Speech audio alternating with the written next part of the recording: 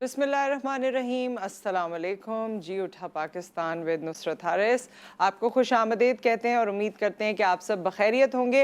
वैसे खबरें जिस तरह की आ रही होती हैं और जिस तरह के हालात रोज़ बरोज़ हमारे सामने आ रहे हैं उसमें अब मुझे लगता है कि पहले तो शायद हम रस्मन पूछ लिया करते थे कि आप खैरियत से हैं, लेकिन अब दिल से एक दूसरे का हाल पूछते हैं कि क्या आप वाकई खैरियत से हैं या आपकी खैरियत नेक मतलूब है। आज के प्रोग्राम में बहुत सी ऐसी चीज़ें जो गिरदोनवा में हो रही हैं, जो पॉलिटिकल फ्रंट पे हो रही हैं। फर्स्ट स्टार में हम अपने पॉलिटिकल फ्रंट के हवाले से डिस्कशन करेंगे। बहुत सी ऐसी चीज़ें जो मैं और आप देख रहे हैं और उसमें हकाइक क्या हैं, उसमें कौन सी पेशरफ्त है, उसमें प्रेडिक्शंस क्या क्या हैं, इसके हवाले से हम बात करेंगे। इन द सेकेंड आवर आज हम बात करेंगे, एक बहुत वायरल वीडियो हुई है एक एक्सीडेंट के हवाले से जो कि फेज़ 8 में हुआ है, उसकी हकीकत क्या है और उस हकीकत के इर्द गिर्द कुछ ऐसी चीज़ें जो मुझे और आपको बहुत कुछ सोचने पर मजबूर करती हैं, वो हमारा आज का टॉपिक होगा। नौजवानों के हवाले से होगा, नौ उम्री के हवाले से होगा, तेज़ रफ्तारी के हवाले से होगा, तो वो सेकेंड आवर में हम आपको बाद में बताते हैं। इस वक्त मैं आपको बाकायदा मेहमान से मुलाकात करवाने से पहले और जितनी भी हमने पॉलिटिकल बातें करनी है उससे पहले एक खूबसूरत सी बात है, एक खूबसूरत सा पैकेज है। खूबसूरत यूँ कि पाकिस्तान की जब हम बात करते हैं, किसी भी हिस्से, इलाके, शहर, गाँव की बात करते हैं तो उसमें एक अपनी इनफरादियत है, उसमें एक अपनी खूबसूरती है, उसका एक अपना मकाम है। इसी इन जब शहरों की बड़े शहरों की जब बात की जाती है तो पेशावर का शुमार उन शहरों में होता है जिसमें बहुत से ऐसे एसेंशियल्स हैं, बहुत सी ऐसी तफसीलात हैं उस शहर के हवाले से जो उसको मायानाज बनाती हैं या मुख्तलिफ बनाती हैं। तो पेशावर के हवाले से ये खुसूसी रिपोर्ट है कि वहाँ पर किस चीज़ को फोकस किया गया है, ये आप इस रिपोर्ट में मुलाहिज़ा फरमाएंगे। उसके बाद आप वापस आते हैं तो मैं आपको बताती हूँ कि बाकी हमारा कॉन्टेंट क्या है और आज हम आपसे क्या क्या शेयर करने वाले हैं।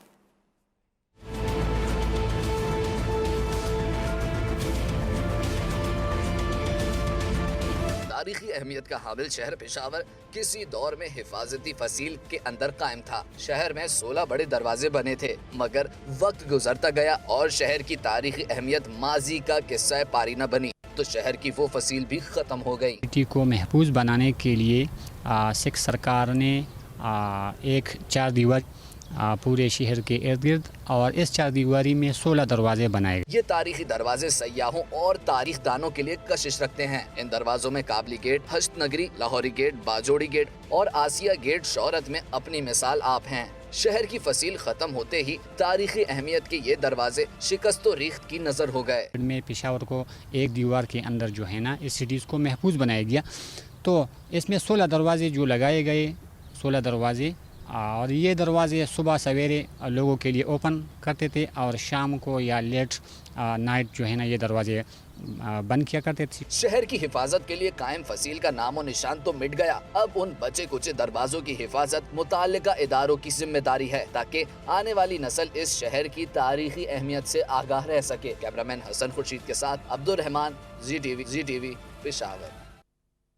और ये बहुत इम्पॉर्टेंट है कि आपकी जो इंटेलेक्चुअल प्रॉपर्टी होती है या आपका ये जो असासा होता है, ये जो मुख्तलिफ मॉन्यूमेंट्स होते हैं या आपके शहर की या आपके मुल्क की किसी न किसी तरह से डेफिनेशन पेश कर रहे होते हैं, इनको कायम रखना, इनका ख्याल रखना, इनकी देखभाल करना हम सबकी ज़िम्मेदारी है। और मेरे ख्याल में इस ज़िम्मेदारी का एहसास बार बार न्यूज़ चैनल्स और हम जैसे प्रोग्राम्स बताते रहते हैं। GTV के प्लेटफॉर्म से आप ये तमाम खबरें सुनते रहते हैं, लेकिन इस पर हुक्काम बाला को सोचने की ज़रूरत है, क्योंकि जो लोग अपनी रूट्स खो देते हैं, जैसे कि हमने हमेशा मुख्तलिफ जब इंसिडेंट सुनते हैं तो बड़ा अफसोस होता है कि मकली के कब्रिस्तान पे जी VIP मूवमेंट हुई थी और उसके बाद वहाँ से कुछ नायाब पत्थर गायब हो गए थे, कहीं से कुछ गायब हो जाता है, कहीं से कोई मसला हो जाता है। तो ये तो वो साइट्स हैं, ये तो वो मॉन्यूमेंट्स हैं, ये तो हमारी वो तहजीब है या वो एसेट्स हैं जिनका ख्याल रखा जाना चाहिए, जो हमारी डेफिनेशन है, जो मुझे और आपको डिफाइन कर रहे हैं, मुझे और आपको बता रहे हैं, मुतरादिफ पूरी दुनिया में इंट्रोड्यूस करवा रहे हैं कि हम एक्चुअली हैं कौन लोग, हमारा बैकग्राउंड क्या है, हमारा असासा क्या है, हमारी सोच क्या है, हमारा कल्चर क्या है। तो मेरे ख्याल में ये तमाम वो चीज़ें हैं जिन पे नज़रसानी होनी चाहिए और हम अपनी ज़िम्मेदारी कबूल करते हुए ये तमाम वो चीज़ें जो शायद हुक्काम बाला की नज़र से कहीं इधर उधर हो जाती हैं, उझल हो जाती हैं या आपसे इग्नोर हो जाती हैं या कोई नेग्लिजेंसी हो जाती है, तो खुदारा इन चीज़ों को देखें और इनको दोबारा इनकी असल हालत में लाने की कोशिश करें। एक ब्रेक यहाँ पर आ गया। ब्रेक के बाद जब हम वापस आते हैं तो जैसे मैंने आपको बताया कि इस वक्त हालात हाजरा क्या कह रहे हैं, अगर आपका भी उस पर कोई टेक है, कोई स्टांस है, कुछ कहना चाहते हैं तो मोर देन वेलकम, आप हमें कॉल कर सकते हैं आफ्टर द ब्रेक।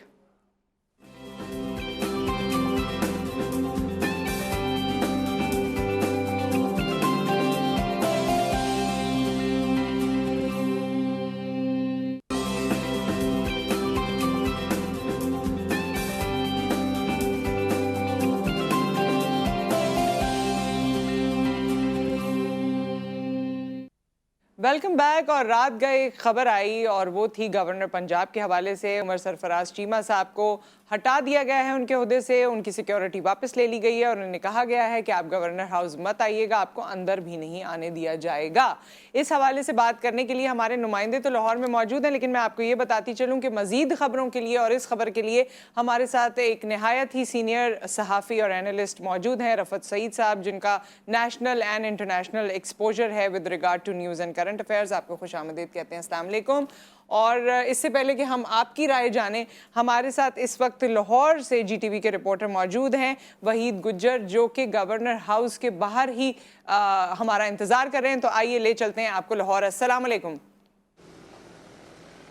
जी वालेकुम सलाम। जी वहीद, क्या पेशरफ्त हुई है? क्योंकि रात गए ये नोटिफिकेशन जारी हुआ है काबीना की जानिब से। पहले सदर पाकिस्तान को जब कहा गया था तो उन्होंने तो इसको मना कर दिया था, मुस्तरद कर दिया था, लेकिन रात गए ये नोटिफिकेशन जारी हुआ और उसमें जिस तरह से ये कड़े किस्म के फैसले आए हैं कि जी आप दोबारा गवर्नर हाउस मत जाइएगा, आपका दाखिला भी ममनू है। क्या कहना चाहते हैं, क्या फ़िज़ा है इस वक्त?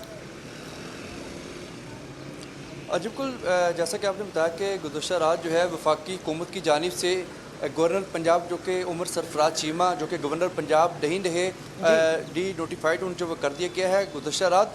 तो हमने देखा कि उसके फौरी बाद जो है जो ज़राए ये बता रहे हैं कि उनसे सरकारी सिक्योरिटी जो है फौरी तौर पर मुकम्मल तौर पर जो वापस ले ली गई है, जबकि दूसरी जानिब गवर्नर हाउस के बाहर जो है इस वक्त भारी नफरी पुलिस की तैनात कर दी गई है।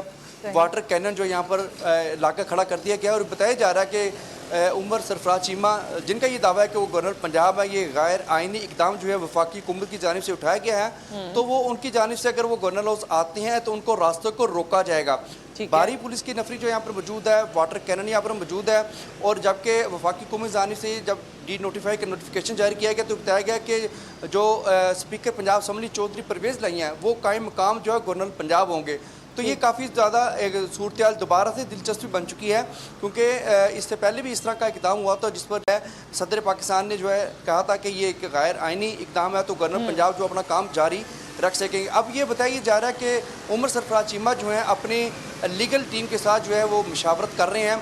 बताया जा रहा है कि वो अपना कानूनी कोई रास्ता निकालेंगे या वो कोई इसका हल निकालेंगे। और 12 इस वक्त जो है पुलिस की भारी सिक्योरिटी यहाँ पर मुमकिन तौर पर ये खदशा भी है कि कुछ एहतजाज ना हो जाए या उमर सरफराज चीमा जो है यहाँ पर गवर्नर हाउस आने की कोशिश करते हैं तो वहाँ पर कोई सूरत बिगड़ ना जाए। तो इस वाले से सिक्योरिटी हाई अलर्ट है और कानूनी मुशावरत जो है वो लीगल टीम के साथ उमर सरफराज चीमा जो कि साबिक़ वज़ीर आज़म इमरान खान जो उनके करीबी साथी हैं उनकी जानिब से मुशावरत जो की जा रही है और यहाँ पर मुमकिन तौर पर कि कोई एहतजाज ना हो जाए तो उस वाले से जो है गवर्नर हाउस के बाहर और जो छोटे गेट जो है गवर्नर हाउस के वहाँ पर भी पुलिस की भारी नफरी मौजूद है। तो इस वक्त जो है यही सूरत हाल है। गवर्नर पंजाब को डी नोटिफाइड किया गया है गुज़श्ता वफाकी हुकूमत की जानिब से।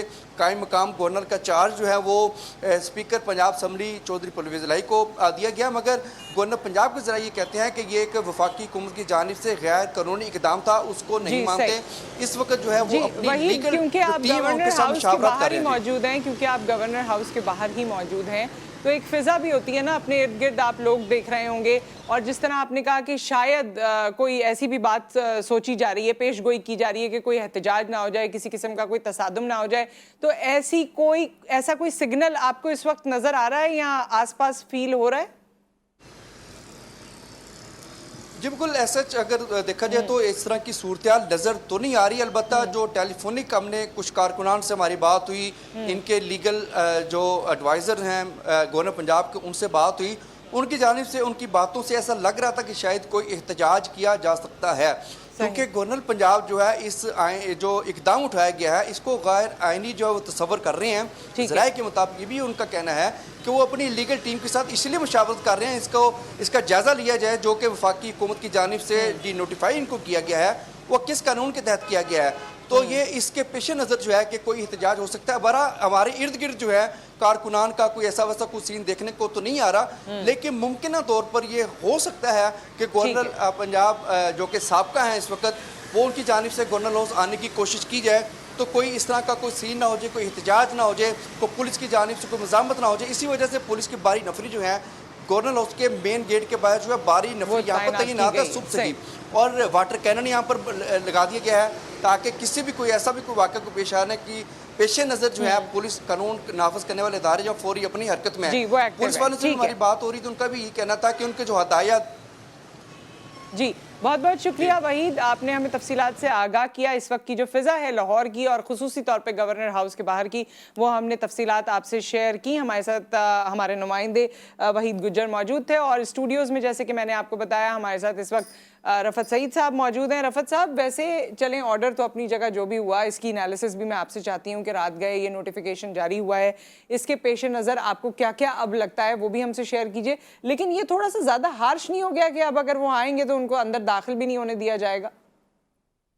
देखिए नुसरत, बात यह है कि पाकिस्तान की सियासी तारीख में इस तरह के हालात नहीं देखे। मैं 25 साल से ज़ायद अरसा हो चुका है मुझे इस प्रोफेशन में, मगर ऐसे हालात, इतनी चपकलिश, इतनी एक दूसरे के खिलाफ नफरत, ये तो पीपल्स पार्टी नून लीग में भी नहीं थी, ये 77 में भी नहीं थी, भुट्टो साहब से भी नहीं थी, जब PNA की तहरीक चली उस वक्त भी नहीं थी, बेहतरमा बेनज़ीर भुट्टो के खिलाफ नवाज शरीफ साहब एक इत्तेहाद बना के लाए थे, उस वक्त भी नहीं थी। लेकिन ये एक अजीब किस्म की नफरत, एक अजीब किस्म का कल्चर जो है वो मुतारिफ हुआ है, जो आगे चलकर बहुत ख़तरनाक साबित होगा। और अगर इंतखाबात हो जाते हैं तो ये बहुत वायलेंस होगा इंतखाबात में, क्योंकि लोगों की ग्रूमिंग इस तरह से कर दी गई है, उनके माइंडसेट इस तरह से कर दिया गया है कि एक दूसरे से मुकालमा बातचीत के लिए तो कोई आमादा ही नहीं है। और देखिए, रिफ्लेक्शन आता है ऊपर से।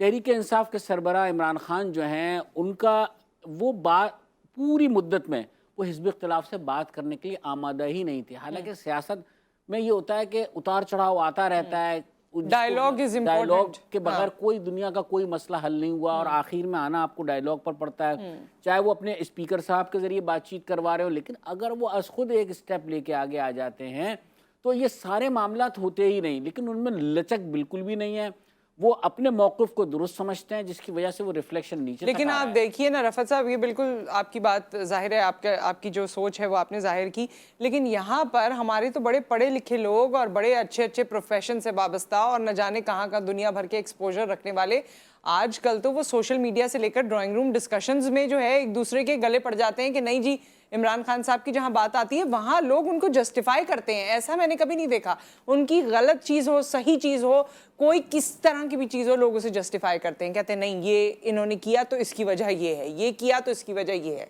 देखिए, ये चीज़ थी जब MQM कायम हुई थी ना, तो इब्तिदा में MQM में ये चीज़ देखने में आई थी कि लोग सुनने के लिए आमादा नहीं थे, बात करने के लिए आमादे नहीं थे, लेकिन इख्तिलाफ ज़रूर करते थे। एक घर में घर के 2-3 फ़र्द MQM के साथ थे, 2-3 लोग पीपल्स पार्टी के साथ हुआ करते थे, लेकिन ये सूरत हाल नहीं होती थी। लेकिन इसमें तो इतनी खौफनाक सूरत हाल है। अब आप शाहिद आफरीदी की मिसाल ले लीजिए। जी। एक उन्होंने मुबारकबाद दी शहबाज शरीफ के बारे में, एक जुमले उन्होंने अदा किए, बस उनका ये 2 जुमले अदा होने नहीं थे, उसके बाद जो कुछ शुरू हुआ है वो आप अंदाज़ा है उससे आप लगा लें। तो ये आप बिल्कुल दुरुस्त कह रही हैं, और ये आगे चलकर बड़ी खतरनाक साबित होगी। अच्छा, ये चीज़ क्योंकि हमारी बात कहीं से कहीं निकल गई, ज़रा चंद जुमले इस हवाले से भी बता दीजिए कि जो गवर्नर पंजाब को बरतरफ किया गया है, इसके बाद आपको क्या नज़र आता है, आपकी क्या सोच है इस हवाले से कि अब ये मामला, ये एपिसोड यहीं ख़त्म हो जाएगा या कोई तसादुम, किसी तरह की कोई डिस्टर्बेंस तो क्रिएट नहीं होगी लाहौर में? देखिए, डिस्टर्बेंस तो क्रिएट होने जा रही है। जो इमरान खान साहब ने कहा है कि 20 लाख अफराद इस्लामाबाद पहुंचे, उसके बाद 20 तारीख को, उसके बाद फिर ये है कि जो राना सनाउल्लाह वजीर दाखिला हैं, उनके स्टेटमेंट आप देख लें तो सिवाय महाज आराई की कोई चीज़ नज़र नहीं आती। हाँ, ये ज़रूर है कि सदर मुमलिकत जो है बड़े वाज़ेह तौर से नज़र आता है कि जो इमरान खान साहब की हिदायत है उसके मुताबिक ही चल रहे हैं, और वो गवर्नर पंजाब जो उमर सरफराज चीमा है उनके साथ खड़े हुए हैं। और पंजाब हुकूमत या फेडरल गवर्नमेंट इस बात का इंतज़ार कर रही थी कि वो जो मुद्दत होती है वो पूरी हो जाए, उसके बाद उन्होंने डीनोटिफाई रात का कर दिया।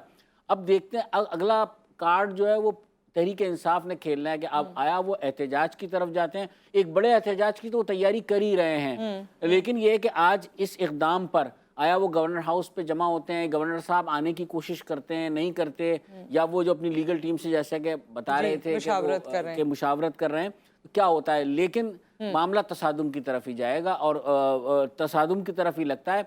और ये वाहिद लोग हैं जो अदालत के अहकाम भी मानने के लिए आमादा नहीं है। आखिर में होता है ना, कोई फरीक तो फैसला करता है ना, कोई सालिस होता है, कोई वो कहता है कि अच्छा ये चीज़ ये कर लें, इस पे आके कंप्रोमाइज़ कर लें, तो वो नहीं है। फिर एक बड़ी दिलचस्प बात यह है कि जिनके साथ तनाज़ा था पंजाब हुकूमत का वही अब कायम मुकाम गवर्नर होंगे, परवेज़ इलाही साहब। तो अब देखते हैं कि आगे वो बहरहाल एक सियासी शख्सियत हैं, वो किस तरह से चलते हैं। लो प्रोफाइल में तो वो आ ही गए थे, लेकिन उमर सरफराज चीमा साहब जो हैं बिल्कुल एक अपने लीडर की हिदायत पे अमल करते हुए अब देखते हैं उन्हें क्या नई हिदायत मिलती है, तो उसकी रोशनी में वो फैसला करेंगे। एक कॉलर इस वक्त हमारे साथ हैं और फिर हम आपसे ये भी जानना चाहेंगे कि पीपल्स पार्टी की आजकल क्या तैयारियां चल रही हैं, मौजूदा हुकूमत जो है अब तो वो डर कितने ये लगता है कि आपने कोई ऐसे जुमले कह दिए जो कॉलर हो वो पता नहीं किस तरह से मरम्मत। जी कॉलर हमारे साथ हैं। अस्सलाम वालेकुम। वालेकुम सलाम। नुसरत कैसी हैं? जी मैं ठीक ठाक हूँ। याया साहब आप कैसे हैं? अल्हम्दुलिल्लाह। रफत भाई को बहुत सलाम हो। रफत भाई बड़ा बैलेंस तबसरा करते हैं, बायस नहीं होते।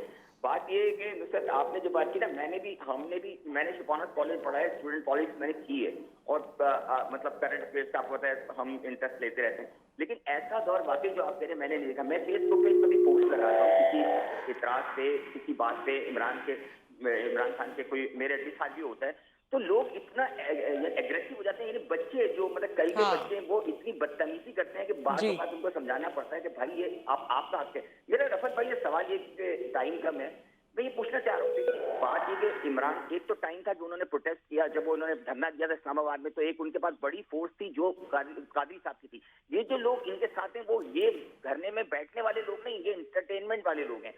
तो क्या आप ये समझते हैं कि आज इनके पास इतना फोर्स होगी कि वो धरने पे बैठ के बात करें, यानी वो इतना अपनी बात मनवाएं? सबसे बड़ी बात है कि जो ये आउट ऑफ द मतलब आउटलॉ, बिल्कुल आउटलॉ हो रहे हैं, ना कोर्ट की सुन रहे हैं ना किसी की सुन रहे हैं, तो क्या इनके पास ऐसी कौन सी फोर्स है जो इतनी स्ट्रांगली आपको इनकी बात समझ में आ गई मुकम्मल? कुछ डिस्टॉर्शन भी है। थैंक यू सो मच याया साहब फॉर द कॉल। और बल्कि मैं इसमें ऐड कर देना चाहती हूँ कि जब ये कह रहे हैं कि धरने में वो लोग आते हैं, यूजुअली वही आते हैं जिनको दिल चाह रहा होता है कि जी एंटरटेनमेंट हो, चलें जी घर से बाहर निकलें। कराची में तो यूजुअली हम इस तरह से देखते हैं। तो ये बाद में कितने देर पाओगे और कितना पीटीआई का या इमरान खान साहब का साथ दे सकेंगे? मैं आपको एक बात बता दूं कि इस बात में तो देखें अभी फिलहाल तो कोई दो राय नहीं है कि इमरान खान ने क्राउड निकाला है, लोग उनके पीछे आए हैं। और मैं ऐसे लोगों को जानता हूँ कि जो लोग फैमिलीज के साथ जो है जी बहुत पहुंचे हैं और बिल्कुल इस तरह के हालांकि मैंने कई लोगों को मना भी किया कि जो कराची का जलसा हो रहा है फैमिली के साथ ना जाओ, जिस तरह की चीज़ें हो जाती हैं तहरीक इंसाफ के जलसों में, लेकिन लोग गए। तो इसका मतलब है कि लोग बाग वो जो अपना बयानिया लेकर आए हैं उसे ही सही समझ रहे हैं, बाकी सब चीज़ों को गलत समझ रहे हैं। बिल्कुल। और लेकिन ये जो उनका देखिए सारा प्रेशर डालने का एक जरिया ये है कि इंतखाबात की तरफ किसी तरह ले जाया जाए, और इंतखाबात में होगा तो वो कहते हैं वो किसी की ना माने, और वो यानी खेलूंगा ना खेलने दूंगा। मेरे ख्याल में वो एक स्पोर्ट्समैन है, अगर कहीं शिकस्त हो रही है तो आप तस्लीम कर लें, कहीं जीत हो रही है तो उसे मान लें, दूसरे को स्पेस दें। स्पेस देते तो ये सूरत हाल कभी भी नहीं बनती और वो अपनी मुद्दत पूरी करते।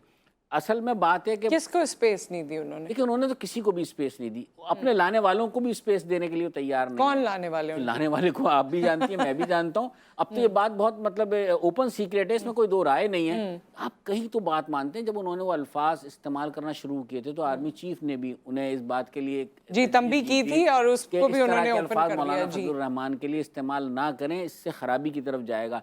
लेकिन वो ये कहते हैं जो मैं सोचता हूँ वो सही है, जहाँ जो मैं बोलता हूँ वो सही है, बाकी सब रफत साहब ये आपकी purely journalistic point of view है या इसमें आपका टिल्ट है कहीं, या आपको कोई ख़ास आपको लगता है कि नहीं जी उनकी कुछ बातें आपको शायद बुरी लगी हो इस वजह से आपका पॉइंट ऑफ व्यू ये है, या ये जर्नलिस्टिक पॉइंट ऑफ व्यू आपका ये है कि जी इस तरह से बातें उनकी बहुत अच्छी हैं, उसी अच्छी बातों पर तो लोगों ने वोट दिए थे। और कराची जैसे शहर ने उनको इतना भरपूर मैंडेट दिया था कि मेरे ख्याल में उन्होंने उसकी कदर नहीं की। मैं यही कहूंगा, मैं अभी एमक्यूएम की तरफ नहीं आता, लेकिन जब आपको मुतबादिल के तौर पे लिया, इतने एमएनए, इतने एमपीए, आप इस शहर को रफत साहब 3.5 साल में कितनी दफा आए कराची? वो बिल्कुल मेरे ख्याल में 3.5 बार ही आए हो, मेरा यहाँ तक ख्याल है। 3 बार से ज्यादा एक बार बुनियादी और कहूंगा मैं, देखें मैं कोई पीपल्स पार्टी की हिमायत में बात नहीं कर रहा, वज़ीर आला सिंध मुराद अली शाह सूबे के चीफ एग्जीक्यूटिव हैं, बात करना बिल्कुल उन्हें चाहिए, एज ए वज़ीर आज़म और वज़ीर आला दोनों को राब्ते में रहना चाहिए। आप बताएं जब भी आए उन्होंने कभी भी उनसे बातचीत की ना कोशिश की, ना उन्हें मदऊ किया, ना कोई और काम किया, या कहीं पे ये ठीक है गवर्नर साहब से मुलाकात कर ली ना, गवर्नर साहब से मुलाकात, बास फंड में उनका ये कहना था कि भाई बहुत करप्शन होती है और पीपल्स पार्टी के लोग उसे खा जाएंगे तो मैं ऐसे मंसूबों में पैसे नहीं डालूंगा। बातचीत तो करो तो ना। फिर कराची मगर वालों के लिए किस तरह से कराची काम हो का तो कोई सकेगा? वाली वारिस ही नहीं था ना। फिर कराची वालों के लिए किस तरह से काम होगा? और फिर कराची वाले जो हैं वो अपना वाली वारिस किसको समझेंगे अगर फेडरल अगर हुकूमत ये आपने सोचती है? आप 50% भी कराची चले में हम कुछ कर वाली देते। वारिस की बात हुई तो पीपल्स पार्टी की मैं और बात करना चाहती हूँ। हाँ। आजकल काफी मसरूफ हैं वो, और जरदारी साहब खुसूसी तौर पे, क्योंकि जरदारी साहब जब असेंबली में आते हैं या कहीं भी उनकी प्रेजेंस होती है या वो कुछ जुमले बोलते हैं तो वो बड़ा हिट करते हैं, न्यूज़ में भी बार बार चलते हैं, लोग उस पर एनालिसिस भी करते हैं और ले दे के आखिर में ये कहते हैं कि जी he is a political Guru, whether you like it और यू डोंट लाइक इट। तो आजकल आसिफ अली जरदारी साहब जो हैं सुना है काफ़ी मसरूफ़ हैं। देखिए, आसिफ अली जरदारी जो है वो मसरूफ़ है अपने हल्के इंतखाब में। वो नवाबशाह में बैठे हुए रोज़ाना 2-3 तकरीबात, मज़ारात पर जाना, हल्के के लोगों से मिलना, छोटे से छोटे कारकुन से वो मुलाकात, जिस तरह के वो खुली कचेरी टाइप चाहिए, वो जिस तरह के खुले डुले आदमी हैं वो इस तरह कर रहे हैं। अब उनके साहबजादे वज़ीर ख़ारजा बन चुके हैं, तो उन्होंने उनको इस नहज पर लाकर अब हवाले कर दिया है कि अब आगे उनका एक जो सियासी अमल है वो शुरू होगा। और वो जिस तरह के नारे हमारे यहाँ मोहतरमा बेनज़ीर भुट्टो के लिए लगते थे, नवाज शरीफ साहब के लिए लगते थे, वही बिलावल के लिए भी लग रहे हैं, वज़ीर आज़म बिलावल। लेकिन एक अच्छी बात यह है कि इस सारे मामले में जब MQM ने अपने आप को अलहदा किया, तो जो आसिफ अली जरदारी ने और बिलावल भुट्टो ने जो वादे किए अब उनको पूरा करने का वक्त है। और ये देखें, ये चंदी तो एक वो साल वादा का वफा होगा या नहीं? देखिए, लग ये रहा है जिस तरीके से एक जो मेरी ज़ाती मालूमात की बुनियाद है, उन्होंने आसिफ जरदारी ने ये ज़रूर कहा MQM से कि आप हमारे साथ आए ना आए, आप ये बताएं, वो 1 पॉइंट एजेंडा बताएं जिस पर हम और आप साथ चल सकें। मैं अभी आपसे खैर ये क्रेडिट आसिफ अली जरदारी साहब को जाता है कि उन्होंने अब तक जितना भी कुछ हुआ है ना, वो इस मतलब मैं सिर्फ इस पॉइंट की बात कर रही हूँ कि वो कामयाब हुए हैं उन लोगों को साथ बिठाने में जो कि एक दूसरे के साथ बैठना नहीं और चाहते अब कहीं ना कहीं ये रियलाइजेशन हुई है कि कराची को उसका हक दिया जाए। कराची मतलब जो इकाई है, MQM की बात तो पूरी कर लीजिए कि उनको जो वादे उनसे किए गए थे, क्योंकि उन्होंने तो फौरन ही ये कहा था कि देखें अगर हमारा भी जिक्र कर लिया जाता तो बड़ा अच्छा होता, तो उनका तो जिक्र नहीं किया गया था। पीपल्स पार्टी क्या उनको उनके साथ जो वादे किए गए हैं या उनके साथ कोई भी जो डिस्कशन हुई है उसको उन वादों को वफा करेगी? देखें, उस सिलसिले में जो है जो उन्होंने वज़ीर आला सिंध को हिदायत की थी उस पर काम हो रहा है। लेकिन बात है कि तेज़ होना चाहिए। वो ऐसी कोई ठोस चीज़, सिवाय गवर्नर के नाम अभी 3 सामने आए कि नसरीन जलील साहिबा का हो जाएगा या 2 नाम और भी हैं तो उनका हो जाएगा। लेकिन असल चीज़ है बल्दियाती उमूर।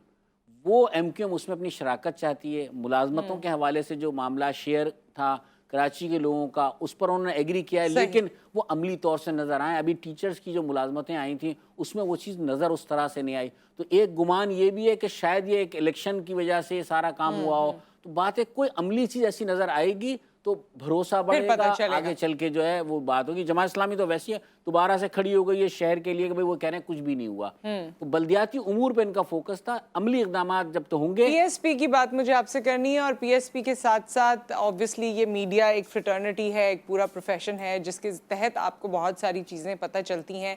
लेकिन मीडिया के लोगों की ज़िंदगियों में भी कभी कभी ऐसी चीज़ें हो जाती हैं जो ख़बर बन जाती है, और वो ख़बर क्या है ये हम आपसे शेयर करेंगे आफ्टर द ब्रेक।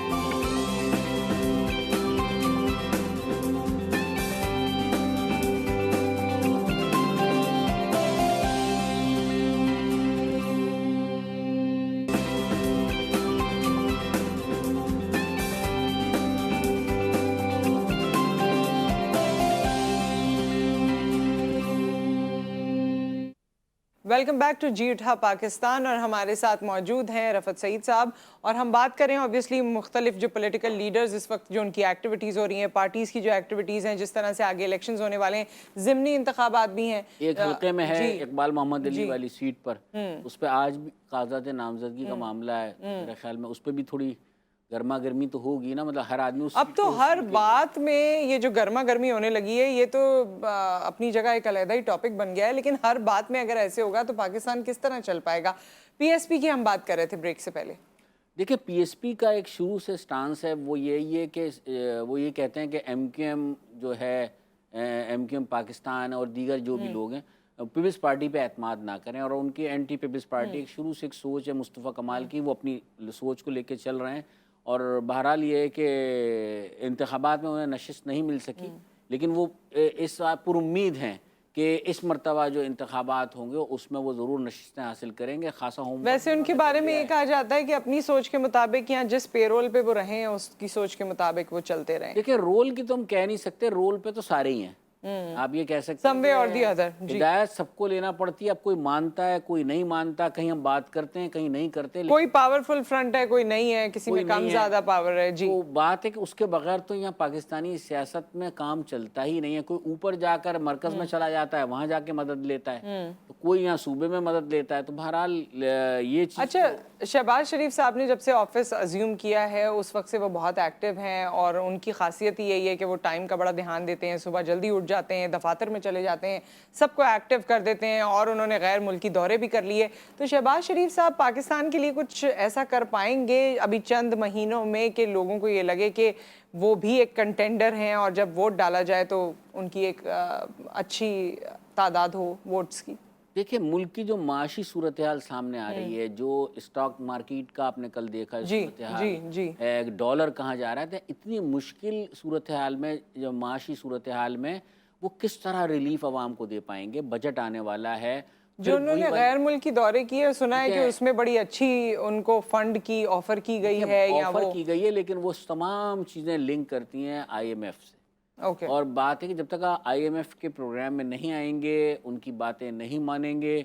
वैसे तो बज़ाहिर आपको अवामी उसके लिए तो कहना पड़ता है जलसों में, जुलूसों में, तकरीरों में कि हम डिक्टेशन नहीं लेंगे, हम ये नहीं करेंगे, हम वो नहीं करेंगे, लेकिन उनके पास जाए बगैर कोई रिलीफ मिलने का आसरा लगता नहीं है। और अगर हम नहीं गए तो फिर आप आने वाले दिनों में देखिएगा जो महंगाई का तूफान है। तो वैसे कौन सा महंगाई का तूफान नहीं हुआ और वैसे कौन सा आप देखें पिछले टेन्योर में तो हम कहाँ IMF के पास चले गए। दूसरा जीना महाल हो जाएगा। जो सूरत हाल आने वाले दिन बहुत मुश्किल हैं और फिर ये हुकूमत कुछ नहीं कर पाएगी, और जब नहीं कर पाएगी तो जाहिर सी बात है फिर उनके लिए एक इमरान खान के जो ये जलसे हैं ये एक चीज़, एक प्रॉब्लम तो क्रिएट कर रहे हैं ना वो लोग, और मुस्तकिल आने वाले दिनों में एक एक स्टेप बढ़ाते जा रहे हैं और वो क्राउड भी जमा कर लेते हैं। तो वही क्राउड अगर लेकर इस्लामाबाद वाली जगह वहाँ आए और उनका वही है मुतालबा इंतखाबात, इनकी तारीख़ का ऐलान। और वैसे अंदरून खाना इंतखाबात की सभी तैयारी कर रहे हैं। मुस्लिम लीग नून में भी ये राय मौजूद है, पीपल्स पार्टी में भी मौजूद है, मौलाना फजलुर रहमान कह चुके हैं, आसिफ सरदारी ने ओपनली नहीं कहा है लेकिन तैयारी वो इंतखाबात की कर रहे हैं।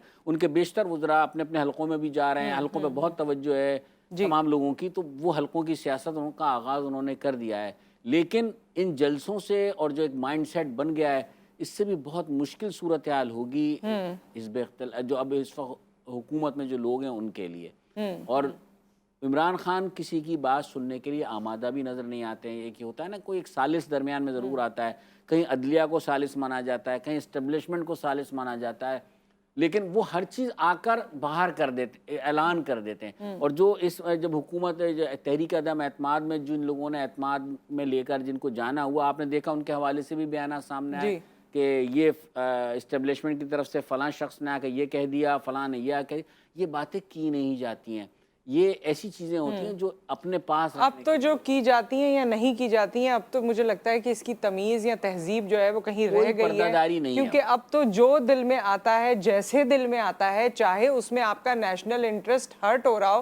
पहले कितनी बातें हैं रफत साहब, आप तो न्यूज़ से और करंट अफेयर से वाबस्ता रहे हैं, कितनी एडिटोरियल पॉलिसी चैनल की हुआ करती थी कि जी ये जब बात नहीं जानी चाहिए, इसमें नेशनल इंटरेस्ट हर्ट होगा, फॉरेन पॉलिसी के अगेंस्ट में ये होगी। अब तो लगता है कि ये सब चीज़ें हैं ही नहीं। और आप नहीं चलाते, उसके बाद उसको सोशल मीडिया पे थ्रू सोशल मीडिया पे हो जाता है, बिल्कुल। अच्छा, अब मैं आना चाहती हूँ जो मैंने बात की थी मीडिया की और मीडिया फ्रेटर्निटी की। एक तो ये कि जब मैं ये ट्वीट पढ़ूंगी रियाजुल हक की तो कोई इसे ये ना समझे कि हम किसी चैनल पे, किसी प्राइवेट इदारे पे कोई अटैक कर रहे हैं। It's not about the channel, ये मीडिया फ्रेटर्निटी की बात है, ये हमारी इस जॉब की बात है जहाँ बड़ा प्रेशर होता है। और ये रियाजुल हक साहब ने ट्वीट किया है कि एक्सप्रेस न्यूज़ के नौजवान रिपोर्टर शब्बीर ने सुबह डॉक्टर को कॉल की कि मुझे सीने में शदीद दर्द है। डॉक्टर ने पिम्स बुलाया लेकिन दफ्तर की गाड़ी आ गई और बीपर दें सेक्रेटेरिएट उनको कहने लगी। सेक्रेटेरिएट पहुंचे, वहां शदीद अटैक हुआ और वहीं इनका इंतकाल हो गया। मुल्क में सेठों की सहाफत ने रिपोर्टर्स को जहनी मरीज बना दिया है। देखिए, बहुत अफसोसनाक वाक़या है, लेकिन मैं फिर यही कहूँगा कि इस तरह की सूरत हाल नहीं होनी चाहिए, इतना प्रेशर, इतना दबाव नहीं लेना चाहिए। लेकिन ये हमारी और एक बात फील्ड में बताऊं, बहुत देखें, है। जो लोग ऊपर की सतह पर बैठे हुए हैं, अगर उन्होंने फील्ड में काम किया है, वो कभी ये काम नहीं करते। वो सड़क के उस दबाव को, बाहर के उस दबाव को महसूस करते हैं, चाहे वो कैमरामैन के लिए हो, चाहे वो रिपोर्टर के लिए हो। जिसने खुद काम किया है सड़क पर, मतलब पुराशोभ दौर में काम किया है, मुश्किल सूरत हाल, जलसे, जुलूस, मार धाड़, इस तरह के हालात, तो इसमें मेरे ख्याल में उसको खुद एहसास होता है कि कितनी मुश्किल में होता है रिपोर्टर बाज वक्त, और मेरे ख्याल में हम उस पर देखिए, दबाव डाल रहे होते ये- हैं। तो एक चीज़ तो बहुत अच्छी हुई कि जो हालिया दिनों में जो समझदार लोग हैं, जिनका प्रिंट मीडिया से भी ताल्लुक़ रहा है, जो अब इलेक्ट्रॉनिक मीडिया में जिम्मेदार ओहदों पर फाइज हैं, वो इस बात को समझते हैं और उस तरह से प्रेशराइज नहीं करते। अब कम से कम ये हुआ है। अब इस वाले मामले में से हट कर एक बात कर लेकिन रहा हूं। ये 1 to 1 है, ये इसमें मुझे ये भी लगता है रफत Individual साहब, हाँ मामला, इंडिविजुअल हाँ। मामला इस तरह से है कि उनको कौन कह रहा था कि बी पर दो, बी पर दो। अब वो आपका सीनियर है या प्रोड्यूसर है या जो कोई भी है, उसमें इतना अवेयरनेस होनी चाहिए कि अगर किसी को तकलीफ हो रही है और वो ये कह रहा है कि जी मुझे दर्द हो रहा है और मैं अस्पताल जा रहा हूँ, तो उस वक्त उसको बी पर की या कोई और आप इस तरह की जिम्मेदारी की बात ना करें। लेकिन अनफॉर्चुनेटली हमारे यहाँ मिजाज भी इस तरह है ना कि हम कभी कभी चीज़ों से बचने के लिए बहानेबाजी भी कर देते हैं, और ये तमाम चीज़ें फिर फोर्स करती हैं आपके इर्द गिर्द के लोगों को कि वो आपकी बात पे शायद उस तरह तवज्जो ना दें। Not particularly in this case, मैं एक जेनेरिक बात कर रही हूँ। दो बातें कहूँगा। देखें, एक तो पहली बात ये है कि ऊपर की सतह पर जो भी आदमी बैठा हुआ होता है, अगर आप बार बार हैबिचुअल हैं, आप रोज़ाना की बुनियाद पर इस तरह करते हो, तो एक जहन बन जाता है किसी एक रिपोर्टर के बारे में कि यार हर दफ़ा ये यही करता है, तो वो भी एक दबाव का वो बनता है कि नहीं यार ये गलत कह रहा होगा, हालांकि वो सही होता है। इसीलिए कहते हैं कि गलत बयानी से काम ना लें, सही बात पे अपने ऊपर वाले को एतमाद में लें, जो उनसे ऊपर जो भी आदमी है उसे एतमाद में लेके बात करें। तो मेरे ख्याल लेकिन में ये कहीं से दबाव ओवरऑल नहीं मेरे आएगा। ख्याल में लेकिन रफत साहब, मीडिया की भी कोई एक वो एथिकल पॉलिसी या इस तरह चीज़ें बननी चाहिए। एवरीबडी, लाइक हम लोग सुबह से प्रोग्राम शुरू करते हैं, हमसे पहले न्यूज़ एंकर्स होते हैं, रात भर वो होते हैं, सबका एक प्रेशर है। और आप लाइव प्रोग्रामिंग कर रहे हैं, एंकर का भी प्रेशर होता है, प्रोड्यूसर का भी प्रेशर होता है, एवरीबडी, कैमरामैन और बाकी जितने लोग भी एसोसिएटेड होते हैं पीसीआर में, एमसीआर में, या और मैं तो कहती हूँ जो पिक एंड ड्रॉप कर रहे होते हैं, सब पे एक प्रेशर बिल्ट हुआ होता है ना, प्रोग्राम जाना है, ऐसे करना है, वैसे करना है। तो ये एक कोई पॉलिसी बननी चाहिए। देखिए, मैं एक बात कहूँगा, मेरी ज़ाती राय है ये कि जो ऊपर की सतह पर आदमी बैठा हुआ होता है, प्रेशर उसको लेना चाहिए जो दफ्तर में बैठा हुआ है, बाहर पास ऑन नहीं करना चाहिए। बात है कि अब एक मिजाज बन गया है कि अपना प्रेशर दूसरे को मुंतकिल करो। अब मेरी जान छूट जाए, मैंने तो कह दिया था, मैं जिम्मेदार नहीं हूँ अगर ये चीज़ नहीं हुई, मैंने उससे कहा था, आपने उस आप पे ऊपर वाले ने दबाव डाला, आपने उस पर डाल के पास ऑन करके आप खामोश होकर बैठ गए। अब आखिर में बचता वही है जिसने उस पर अमल दरामद करना है, तो सारा प्रेशर पे उस पर आता है। नौकरियों की जो सूरत हाल है, बेरोजगारी है, ये सोच कर वो जो फील्ड में खड़ा हुआ आदमी है वो खौफजदगी में भी ये काम करता है। ऐसा ना हो कि इस बुनियाद पर मुझे एक जुम्बिश कलम फारिग कर दिया जाए। ये एक जो चीज आ गई है ना, मेरे ख्याल में बड़ी सफाकी है। मेरे ख्याल में ये तो टॉपिक हम पूरा किसी वक्त दोबारा डिस्कस करेंगे, जिसमें हम मीडिया की बात करेंगे, और मीडिया एज अ प्रोफेशन जो बदहाली हुई है, जो ले ऑफ हुए हैं, जिस तरह लोग अपनी एक लैविश जॉब हुआ करती थी या एक इदारा हुआ करता था, उससे कैसे उनको दूसरी चीज़ें करनी पड़ी। हमने देखा पिज़्ज़ा बेचते हुए नजर आए लोग, ठेले लगाते हुए, रक्षा चलाते हुए नजर आए। तो ये एक बाकायदा टॉपिक है जिसे हम लेकिन एक बात इंशाल्लाह कहीं रिलीफ मिलता है ना, तो उन लोगों को भी जो काम कर रहे हैं ईमानदारी से अपना काम करना चाहिए, पे पूरी करनी चाहिए, बजाय इसके कि आप उसमें कहीं ना कहीं दूसरे जगह एंगेज हो जाएं और आप उसको फिर पूरा ना करें, डंडी ना मारें। पर वही मैं जुमला अदा नहीं करना चाह रहा, तो आपने कर दिया। नहीं, अब तो बड़े बड़े जुमले अदा हो रहे हैं रफत साहब, तो ये तो छोटा सा है। Thank you so much for being with us, और जो आपने टाइम हमें दिया। एक ब्रेक यहाँ आ गया, ब्रेक के बाद हमारा टॉपिक यकसर तब्दील हो जाएगा, और सोशल मीडिया पे एक खबर बहुत वायरल हो रही है, मगर उसकी नस कहाँ है, उसमें सच्चाई कहाँ है, उसमें बात ऐसी कौन सी है जो आप तक पहुँचाना ज़रूरी है, ये आपको पता चलेगा आफ्टर द ब्रेक।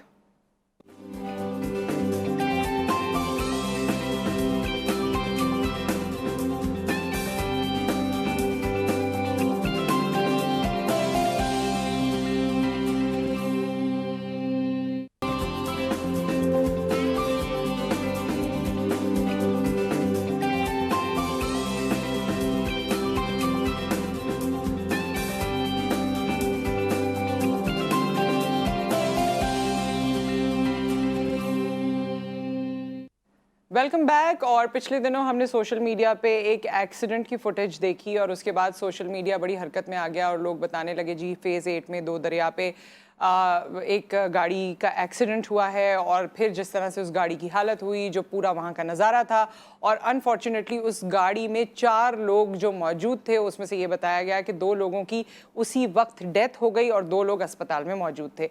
ये मामला चलता रहा, अब हम और आप इसके बारे में वीकेंड पे सुनते रहे। कल काफ़ी बात करने की हमने कोशिश की, मुख्तलिफ लोगों से जानने की कोशिश की कि आखिर ये इंसिडेंट या एक्सीडेंट है क्या, क्योंकि बहुत ज़्यादा चैनल्स ने इसको कवर नहीं किया, लेकिन सोशल मीडिया पे ये बहुत नुमाया हुआ है। तो आज हम इस एक्सीडेंट के हवाले से भी कुछ चीज़ें आपको बताएंगे और इस एक्सीडेंट के साथ जो बात करने वाली बात है, ये उम्र जो 14, 15, 16, 17 साल की है, जिसमें बच्चे नए नए बड़े हो रहे होते हैं और वो ये फील कर रहे होते हैं कि अब तो हम बड़े हो गए, अब तो हम दुनिया फतह कर लेंगे और हम न जाने क्या क्या कर लेंगे। इसमें एक पहलू को आज हम टच करेंगे जो कि कार ड्राइविंग के हवाले से या बाइक रेसिंग के हवाले से या कोई भी व्हीकल जो बच्चे यूज़ कर रहे होते हैं इस एज में खुसूसी तौर पे ओवर स्पीडिंग करते हैं। इस एज की मैच्योरिटी या इमेच्योरिटी क्या है, क्या इसेंशियल्स हैं जिसका ख्याल माँ बाप को रखने की ज़रूरत है, क्योंकि ये बच्चे आज तफरीहन जो कुछ भी कर रहे हैं या हमें लगता है जी स्टेटस सिंबल है, हमारा 15 साल का बेटा भी गाड़ी चला के आता है बड़े स्टाइल में, आखिरकार जब आप खुदा न खास्ता अल्लाह ना करे उसकी डेड बॉडी उठाते हैं तब आप रियलाइज़ करते हैं कि आपने कौन कौन से गैप अपनी ज़िंदगी में या उसके लिए छोड़े हैं। तो इसको हम ओवरऑल हर तरीके से डिस्कस करने की कोशिश करेंगे इस सेशन में। हमारे साथ सबसे पहले मौजूद हैं ताहिरा अनस साहिबा, जो कि साइकोलॉजिस्ट हैं और साइकोलॉजिकली पेरेंट्स या बच्चे आज कहाँ खड़े हैं या उन्हें क्या सीखने समझने की ज़रूरत है। वैसे तो मुझे लगता है कि हम सीखने समझने से बालातर हो गए, अब हमें बात करने की ज़रूरत नहीं है क्योंकि हम बात करना नहीं चाहते, जो भी डायलॉग होता है उस पर लड़ाई पहले हो जाती है। तो Tahira, thank you so much for your time. और हमारे साथ मौजूद हैं जी जर्नलिस्ट हैं वाहिद अशरफ साहब, जिनसे कल से मैं इस हवाले से पूछ भी रही हूँ और इन्होंने काफ़ी वर्किंग की है कि आखिर ये मामला हुआ क्या है। इनसे शुरुआत हम करेंगे आज। अस्सलाम वालेकुम।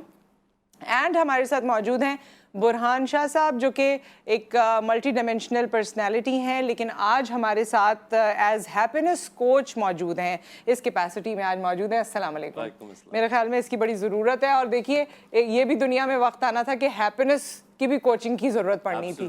तो बहरहाल इसके बारे में हम आपसे जानते हैं, लेकिन वाहिद साहब जो सूरत हाल रही और जो एक्सीडेंट हुआ है, क्योंकि उसमें फिर कल हम जब आपसे बात कर रहे थे तो हमें पहले तो ये हुआ कि ये ऐसी कोई बात ही नहीं है, कोई नॉर्मल बच्चे ही नहीं थे उसमें, तो ये है क्या ये एक्सीडेंट जो हुआ है? बिल्कुल यू राइट। अभी तक एक्चुअली इसमें बहुत कन्फ्यूजन है, इसलिए कि जो जिस तरह से ये जैसे आपने कहा कि बहुत ज़्यादा जगह एक तो ये कवर नहीं हुआ और जो प्रिंट मीडिया में भी जिस तरह से ये चीज़ आई उसके अंदर उनकी एजेस जो हैं वो 26, 27, 28 इस तरह से आ रही थी। लेकिन एक्चुअली बीइंग अ जर्नलिस्ट मुझे भी काफ़ी लोगों से बात करनी पड़ी और फाइनली जब मैंने इस केस के जो एनी गवाह थे और जो वहाँ पे स्पॉट में मौजूद थे और जो इन्वेस्टिगेटिव ऑफिसर था पुलिस का, उससे बात हुई तो मुझे एक्चुअल फैक्ट पता चला कि एक्चुअली हुआ क्या है। वो वाक़या तो सबको पता है, सोशल मीडिया पे आ ही रहा है, आपने भी तज़किरा किया इसका कि ओवर स्पीडिंग थी जी। तो शुरू में ये बात आ रही थी कि शायद 2 गाड़ियाँ थीं, रेस लगा रहे थे और उनकी गाड़ी आउट ऑफ कंट्रोल हो गई। रेस का ऐसा सिलसिला नहीं था, नॉर्मल 4 लोग इसमें ट्रैवल कर रहे थे, लेकिन काबिल ज़िक्र बात इसके अंदर ये है कि वो जो 2 फ्रंट पे बच्चे थे जो ड्राइव कर रहे थे वो ऑफिशियली तो उनकी जो एज आ रही है वो 26-27 आ रही है, लेकिन वो 26-27 साल के नहीं थे, वो अंडर एज थे। और 26-27 साल का क्यों समझा गया उनको? अच्छा भाई, हुआ ये कि जब एक्सीडेंट हुआ तो ऑब्वियसली बहुत अनफॉर्चुनेट इंसिडेंट था ये। तो जब एम्बुलेंस उनको जब वहाँ लेके गई तो वहाँ एम्बुलेंस और उनकी जो मेरा ख्याल है कि किसी ने वहाँ उनको ऐसे ही बता दिया कि ये फर्जी तौर पे यानी उनकी बॉडी देख के और वेट देख के या बच्चों का जो भी है वो उसको देख के उनको लगा कि 25-26 साल और हो सकता है कोई और वजह भी हो, लेकिन बहरहाल वहाँ पे ऑफिशियली जो डॉक्यूमेंटेड थे हॉस्पिटल में वहाँ उन्होंने 25-26 साल लिखवा दिया। लेकिन जो इन्वेस्टिगेटिव ऑफिसर था जो कि स्पॉट पे भी था और जिसने जाके फिर हॉस्पिटल में देखा भी, उसके मुताबिक ये है कि वो बच्चे अंडर एज थे।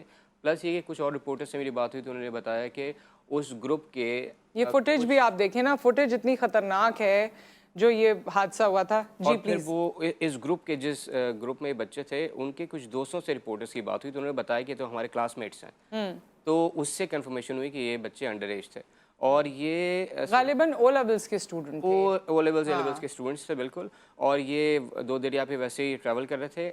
मज़े की बात ये, मतलब काबिल अफसोस बात ये है कि इनका ड्राइवर पीछे बैठा हुआ था जी, और जी, एक और साहब भी पीछे बैठे हुए थे, यानी कि ड्राइवर होने के बावजूद जो कि एक जाहिर सी बात है ज़्यादा उम्र का शख्स होगा, अर्ली 30 लेट 20s में वो था या अर्ली 30s में था, वो इंजर्ड हुआ और उसके साथ जो एक और बच्चा पीछे बैठा हुआ था वो इंजर्ड हुआ। लेकिन ये दो बच्चे बजाय जो इसके कि वो सामने थे, पीछे बैठते और ड्राइवर गाड़ी चला रहा होता, इन्होंने अपने ड्राइवर को पीछे बैठाया और ख़ुद वो ड्राइव कर रहे थे। अभी अनफॉर्चुनेट है, जाहिर सी बात है, इस पर क्रिटिसिज्म नहीं बनता, जो अगर उनके पेरेंट्स भी या उनके फैमिली मेम्बर्स भी या दोस्त अब आप ये प्रोग्राम देख रहे होंगे तो यकीनन दुख की बात है। लेकिन ओवरऑल अगर इस वाक़े का एक बर्ड आई व्यू लिया जाए तो वही हमारा माइंडसेट है टिपिकल कि हम लॉस को अहमियत नहीं देते। हम जब तक कि कोई ऐसा इंसिडेंट नहीं होता, अभी एक इंसिडेंट हो गया है, पहले भी ऐसे इंसिडेंट्स हो चुके हैं और अभी जो ये इंसिडेंट हुआ है इसके बाद खुदा न खास्ता कोई इंसिडेंट होगा, हम पहले इस पर डिस्कशन कर रहे होंगे। लेकिन सूरत हाल वही है कि हम लॉस को अहमियत नहीं देते और ये हर लेवल पे ये सिचुएशन सही बात है। पेरेंट्स का फ्लॉ है, उन बच्चों का अपना पर्सनल लेवल पे फ्लॉ है, वो ड्राइवर को अगर इंस्ट्रक्शंस थी वो अंडर इन्फ्लुएंस था, उसको नहीं ये करवाना चाहिए था। प्लस ये कि कानून नाफिज करने वाले इदारे भी कि जब रोक टोक नहीं होगी तो फिर लोगों को इससे शय मिलती है और फिर अच्छा, इस इंसिडेंट पे आप दोनों ताहिरा और बुरहान, आप लोग क्या सोचते हैं, क्या समझ में आया है? क्योंकि मैं तो बिल्कुल स्पीचलेस भी हो जाती हूँ और इस तरह के जिस तरह ये फुटेज अभी चली है तो इंसान माउफ हो जाता है एक तरह से। क्या इसमें समझने की ज़रूरत है, सीखने की ज़रूरत है? देखिए ऑब्वियसली जैसे उन्होंने कहा कि बड़ा अनफॉर्चुनेट इवेंट है। अगेन जब ये इस तरह का कोई इवेंट होता है तो उस पर रिपीटेडली बात भी होती है, लॉस को भी हाईलाइट किया जाता है, लेकिन उसके बाद उसके ऊपर इम्प्लीमेंटेशन नहीं होती। सबसे पहली रिस्पॉन्सिबिलिटी अगर हम बच्चे के लिहाज से बात करें तो वो घर से पेरेंट्स की बनती है। अब अगर पेरेंट्स की जगह पे रह के देखें तो उन्होंने ड्राइवर प्रोवाइड कर दिया, कार प्रोवाइड कर दिया, तो उनको लगता है कि उन्होंने अपना 70-80% कर दिया। देखिए अगर आपके घर में 4 बच्चे हैं तो आपको बड़े अच्छे से अंदाज़ा होता है कि आपका बच्चा, एक बच्चा कितनी सुनता है, दूसरी कितनी सुनेगा, वो ड्राइवर की कितना इन्फ्लुएंस में आएगा या वो ड्राइवर को अपने इन्फ्लुएंस में कितना लेगा। तो बच्चे को अनअटेंडेड छोड़ना ये एक बहुत बड़ी मिस्टेक है। अच्छा, उसके बाद जब हम गैजेट्स की या व्हीकल्स की बात करते हैं तो उसके ऊपर डिस्क्लेमर आता है कि वो इस एज से बिलो के लिए अप्रोप्रिएट नहीं है, लेकिन मेरा नहीं ख्याल हमारे समिति के कोई भी उस डिस्क्लेमर को पढ़ता है या उसको इम्पोर्टेंस देता है। अब पढ़ तो लेते होंगे, इम्पोर्टेंस नहीं देते हैं। हाँ, पढ़ते भी नहीं है। ड्राइविंग अंडर 18 के लिए नहीं है। बनाने वाले ने एक चीज़ पूरी तख्लीक कर दी, बट उसके बाद उसने एक डिस्क्लेमर दिया, तो उसके पीछे एक प्रॉपर साइंस है। ना हम उसको अंडरस्टैंड करते हैं और ना ही हम अपने बच्चे को कम्युनिकेट करते हैं। देखिए एक प्रॉब्लम तो ये कि आपने उसको वो चीज़ प्रोवाइड कर दी, दूसरी प्रॉब्लम ये कि आपने उसको ये अंडरस्टैंडिंग नहीं दी कि वो इसको खुद क्यों नहीं यूज़ कर सकता और उसको ड्राइवर के ऊपर डिपेंडेंट क्यों होना है। अगर ये अंडरस्टैंडिंग क्लियर नहीं है तो उसके नतीजे में यही होगा कि जैसे ही आप उस सीन से हटेंगे और वो ड्राइवर को या अपने साथ जुड़े हुए शख्स को दबा सकेगा तो वो उसको यूटिलाइज करेगा, क्योंकि उसको ये अंडरस्टैंडिंग है ही नहीं कि उसने उसको इस्तेमाल क्यों नहीं करना। तो और मेरे ख्याल में जो हमारा बिहेवियर होता है काफ़ी बार हम अप्रिशिएट भी कर रहे होते हैं ना। हाँ। कि गाड़ी चला रहा है, देखो यूं कर रहा है, ये हो रहा है, इन चीज़ों में जिसमें हमें रोक टोक करनी चाहिए उसमें बहुत सी बार हम अप्रिशिएट ज़्यादा कर रहे होते हैं। उसका रीज़न ये है ना कि हमारी इनसिक्योरिटीज़ इतनी ज़्यादा हैं कि मुझे बड़ा सेटिस्फाइंग फील होता है कि अच्छा मेरा बेटा गाड़ी चला रहा है। अगेन आपने कहा स्टेटस सिंबल आपकी क्या है, बेसिकली आपको सेंस ऑफ सिक्योरिटी दे रहा है ना। तो हमारे अपने इमोशंस प्रोसेस नहीं हुए बीइंग अ पेरेंट, और हम बच्चों के भी वो नहीं करते। हम अपनी सारी जो इन्फीरियरिटी कॉम्प्लेक्स है उसको प्रोजेक्शन कर देते हैं बच्चे पे, और हमें ये लगता है कि अगर हम उसको वो चीज़ें प्रोवाइड कर रहे हैं तो अब वो हमारी इन्फीरियरिटी भी कम हो जाएगी और बच्चे को भी हम सिक्योर करें, विच इज़ नॉट ट्रू।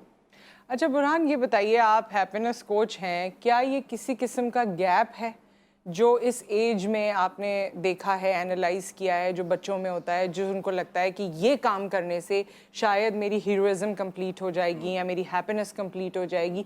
ये क्या फिनोमेना है, क्या एनालाइज किया है आपने? ट्रू, बिल्कुल ये गैप तो है, मगर I totally agree with what they have said. और आपने जो पॉइंट कहा बिल्कुल वैलिड पॉइंट्स हमारे दोनों गेस्ट्स ने शेयर किए हैं। एक चीज़ से मैं थोड़ा सा डिसएग्री करता हूँ। आप देखें, अभी आप कोई भी नई गाड़ी लेने जाएं, जो गवर्निंग बॉडी है हमारी व्हीकल एसोसिएशन की, अब उनके ऊपर लाजिम हो गया है कि वो वार्निंग साइंस दें। फॉर एग्जांपल जो गाड़ियाँ LEDs के साथ आती हैं, डिस्प्ले के साथ आती हैं, उस पर लिखा हुआ होता है कि you are not suppose to watch this while driving. In fact कुछ गाड़ियाँ एक सर्टन ग्रेड के बाद, एक सर्टन प्रीमियम के बाद जो हैं वो तो बंद हो जाते हैं, जैसे ही आपका पार्किंग सेंसर ऑन होगा या कुछ होगा। मुझे लगता है यहाँ पे पर्सनल जिम्मेदारी है। बुक्स भी मौजूद हैं, वार्निंग साइंस भी हैं, इदारों की तरफ से भी एक सर्टन लिमिटेड इन्फॉर्मेशन है, मगर है, पेरेंट्स के पास से भी कुछ होगा। ये सेल्फ रिस्पॉन्सिबिलिटी के ऊपर आता है। दूसरी बात जो गैप है, देखें साइकोलॉजी में एक टर्म है जिसको फ्लो कहा जाता है। अच्छा, फ्लो ये बड़ी कमाल की चीज़ है, हम सब अपनी रोज़मर्रा की कॉन्वर्जेशंस में यूज़ करते हैं, यार ये मेरा फ्लो में नहीं गया, मैं फ्लो में काम करना चाह रहा था, मेरा फ्लो टूट गया। फ्लो टूट गया। वो फ्लो है क्या? Flow as per psychology, flow is the match between the task and person's ability. कि भाई ये टास्क है और ये मेरी पर्सनल कैपेसिटी है। इस वक्त हम 4 लोग बैठे हैं, हम सबकी एक सर्टेन कैपेसिटी है, मेंटल और फिजिकल। आप सबकी जो मेंटल कैपेसिटी है शायद मेरी वो ना हो सकता है मेरी जो फिजिकल कैपेसिटी है वो आपकी ना हो। Inspiration is a key and ignorance at times is a bliss, but ignorance अगर हद से ज़्यादा हो जाए तो वो तबाही की तरफ ले जाए। हम इंस्पायर होते हैं। देखें हमारा जो यूथ है ना, 56% पॉपुलेशन जो है वो आपकी यूथ है, ऑलमोस्ट 57% है। वो कहाँ से इंस्पायर हो रही है? या तो हम जो दिखा रहे हैं उससे इंस्पायर हो रही है, जो हमारी इंफरटेनमेंट है उससे इंस्पायर हो रही है, या वैसे हो रही है। अच्छा, इंस्पिरेशन होनी चाहिए वैसे, यानी कोई ऐसे आइडल्स हमारे पास है नहीं, सर्टेन आइडल्स we're lacking। और अभी हम शुरू में ये बात कर रहे थे कि जो हमारे, हो सकता है आप लोग शायद मुझसे डिसएग्री करें, मगर हमारे ज़्यादातर आइडल्स जो है ना, they are no more in this world. हम आइडलाइज उनको करते हैं जो इस दुनिया से चले जाते हैं। अब बाद में हमारे आइडल बनते हैं ना, एक्चुअली जब वो चले जाते हैं तो हमें उनकी अहमियत का एहसास होता है और फिर हम उनको अपना आइडल बना लेते हैं। आजकल आप देखें सोशल मीडिया पे, जहाँ ये वाकया हुआ, ये मेरे घर के बिल्कुल बैक साइड का ही, आप यकीन जाने पूरा वीकेंड सैटरडे ऑनवर्ड सिर्फ बाइकर्स और गाड़ियाँ थी। मैं कहता हूँ बुरा नहीं है, अच्छी बातें, आए तफरी करें, मगर जो स्पीडिंग हो रही होती जी जी। अच्छा, फिर एक और कॉन्सेप्ट मैंने देखा है, चूंकि मेरी न्यूज़ फीड में मैं खुद गाड़ियों का शौकीन हूँ, तो एक चीज़ होती है जिसको हम कार कल्चर कहते हैं। उसमें होता है कि पहले ज़माने में a car was use to travel from point A to point B. बिल्कुल बिल्कुल। अब ये है कि car is status symbol, car is part of your personality, it's your hobby as well, it's your hobby and it is become a lifestyle. Yes, ठीक है ना? तो वो मैन्युफैक्चरर्स भी जो उसी को टारगेट करने पहले जो है वो घर की खवातीन इतना इंटरेस्ट नहीं लेती थी, बच्चों को इतना पता नहीं होता था, अब उनको भी बहुत पता होता है। अब वो भी ये डिस्कशंस आपस में करती हैं कि जी ये गाड़ी है, या बच्चे ये डिस्कशन कर रहे होते हैं। तो आप इमेजिन करें, अगर मैं जीता हूँ इस वजह से कि मुझे लोगों से वैलिडेशन चाहिए और कंफर्मिटी चाहिए, तो मेरी चाहे जितनी खूबसूरत गाड़ी हो, मैं अपना ड्राइविंग प्लेजर छोड़ के फ़ोन पकड़ूंगा, अपने स्पीडोमीटर के ऊपर रखूंगा और दिखाऊंगा कि मैंने टॉप डाउन कितना किया है, क्योंकि मुझे लाइक्स चाहिए। वैलिडेशन है ना जी, आपने कहा ना जो गैप है वो वैलिडेशन है। मैं एज हैप्पीनेस कोच, मेरा ये पिछले तकरीबन 2 डेकेड से एक ये मोटो समझें कि मैं कहता हूँ सेलिब्रेट योर बीइंग। अच्छा, ये बड़ा इंपॉर्टेंट पॉइंट है और अब इस पे आते हैं थोड़ी देर में कि इसका मकसद क्या है और कौन कौन सी बातें हैं जो हम सेलिब्रेट कर सकते हैं, क्योंकि इसमें भी लोग समझते हैं कि शायद कोई बड़ा इवेंट ही होगा, मेरी शादी होगी तो मैं अपने बीइंग को सेलिब्रेट करूं, या बर्थडे ही होगा तो मुझे सेलिब्रेट करना है। लेकिन कौन कौन सी चीज़ें सेलिब्रेट हम कर सकते हैं, इसको हम लेटर ऑन और डिस्कस कर लेते हैं। लेकिन ये जो आपने बात बताई, कराची में तो बाकायदा इसका इवेंट होता है जो हर संडे को ट्रैक पे गाड़ियाँ जमा होती हैं, विंटेज कार्स और बाकी सब लोग लेकर आते हैं, और उसमें यही बात है। कुछ अरसे पहले भी आप लोग को याद होगा, मुझे वो लड़की का नाम याद नहीं आ रहा है, वो भी एक फुटबॉलर थी, यस, उसकी गाड़ी भी पोल से टकराई थी इसी तरह से और इसी एरिया में, क्योंकि वहाँ पर खाली वो 2 दरिया पे रेस्टोरेंट्स के सामने जो सारा स्पेस है, और उसकी भी डेथ हो गई थी। जी वाहिद साहब, ये तो आप तो इस तरह की खबरें देखते रहे होंगे, क्या चीज़ वैसे भी ऑब्वियसली क्योंकि आप you are in the field news and current affairs की, क्या चीज़ आपने ऑब्जर्व की है एज अ सोसाइटी जो डिटोरिएशन की तरफ जा रही है, जिसकी वजह से आप देख रहे हैं कि खुसूसी तौर पे ये एज ग्रुप जो है वो खासा मुतासर हो रहा है? जैसे इन्होंने बात की ना कि बिल्कुल एक तो वैलिडेशन की बात है, दूसरा वो लाइक्स का मसला है, लेकिन ये हर लेवल पे, जैसे मैं पहले बता रहा था कि ये हर लेवल पे हमारी लैकिंग्स है। मतलब starting from the personal level, कि अगर वो 16-17 साल का बच्चा है तो वो थ्रिल सीकिंग का एक हमारे यहाँ जो कॉन्सेप्ट है, बेतहाशा हमने रिपोर्ट्स चलाई हैं, बेतहाशा पैकेजेस की हैं, बेतहाशा न्यूज़ प्रिंट में आता है, चीज़ें आती हैं कि ये एक सिस्टम है जो कि कराची में चल रहा है कि बाइक्स को मॉडिफाई किया जाता है, गाड़ियों को मॉडिफाई किया जाता है।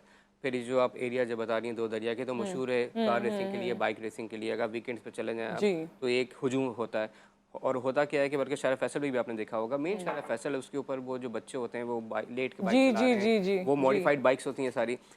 तो ये पूरा सिस्टम है ना, मतलब तो वीकनेस कहाँ है कि एक तो पर्सनल लेवल पे है, दूसरा ये कि मुझे लगता है इंस्टीट्यूशन में भी हमारे जहाँ तालीम दी जाती है उसके अंदर बहुत सारी ऐसी चीज़ों पे फोकस नहीं किया जाता है, इंक्लूडिंग अखलाकियात, कि आप और जो सोशल नॉर्म्स या सोसाइटी में सिविक सेंस, इन चीज़ों पे इतना फोकस नहीं किया जाता।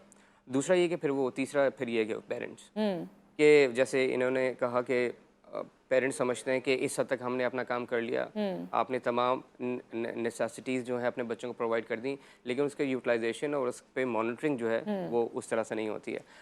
ये कहने का मकसद ये नहीं है कि आप बच्चों को मॉनिटरिंग करके उनके ऊपर सर्वेलेंस करके उनको बिल्कुल उनको ग्रो ना होने दें या उनकी पर्सनालिटीज़ पे नेगेटिव इम्पैक्ट इससे पड़े, लेकिन ये कि चीज़ों को कॉन्टेक्स्ट में चीज़ों को बच्चों को समझाना बहुत ज़रूरी है। हमारे यहाँ शायद कॉन्टेक्स्ट चीज़ों का आउट हो गया बिल्कुल।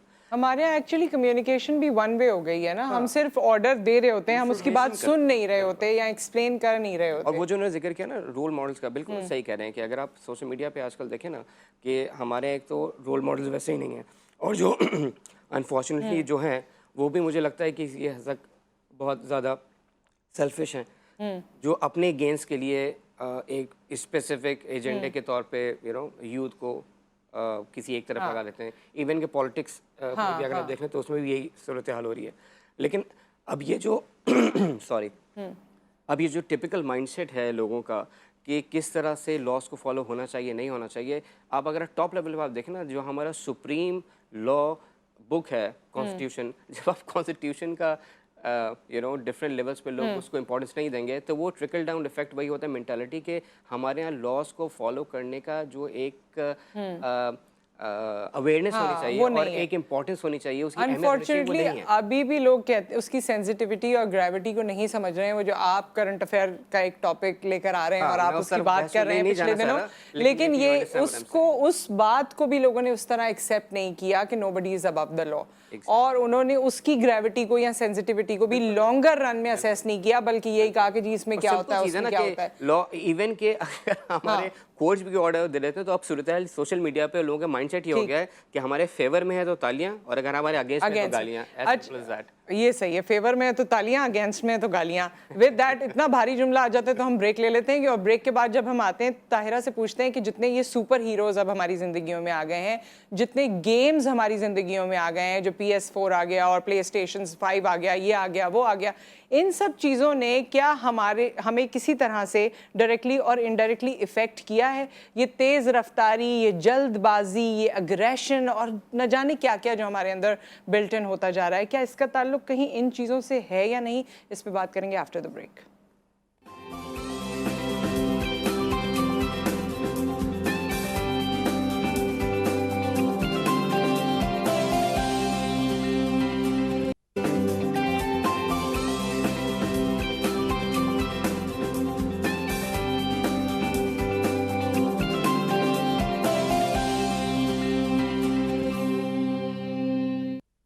Welcome back. नौ उम्री और तेज़ रफ्तारी, इसको इसके एक्चुअल मीनिंग में भी आप ले सकते हैं, और इसके पीछे जो बहुत से छुपे हुए मीनिंग्स हैं या जहाँ जहाँ तक आपकी सोच जा सकती है उसको आज हम डिस्कस करने की कोशिश कर रहे हैं इस कम वक्त में।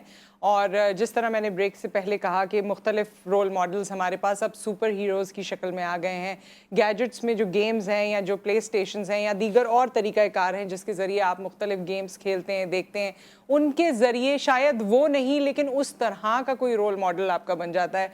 जब आप गाड़ी वहाँ तेज़ चला रहे होते हैं गेम में और आप बड़े आराम से, अब तो वो जब गेम खेल रहे होते हैं बच्चे, वो तमाम लोग रिलेट कर सकेंगे जिनके यहाँ ये होता है, या अगर आप लोग खुद भी खेलते हो कि जी ये देखो सामने आ गया, इसको मार दिया, मुझे बचा लो, मैं मर गया, मुझे जिंदा कर दो, ये जुमले जो हम कहते हुए डरते थे या शर्माते थे, अब वो कह रहे होते हैं, देखो मुझे मार दिया, मैं मर गया हूँ, जाओ वो आओ मुझे जिंदा करो, आओ मुझे यूं करो। मतलब ये वो चीज़ें हैं जो बहुत आम हो गई। क्या इसकी वजह से भी ये ट्रेंड है कहीं ना कहीं, ये हमारी इस अग्रेशन में या इस कैफियत में कोई रोल प्ले कर रहा है?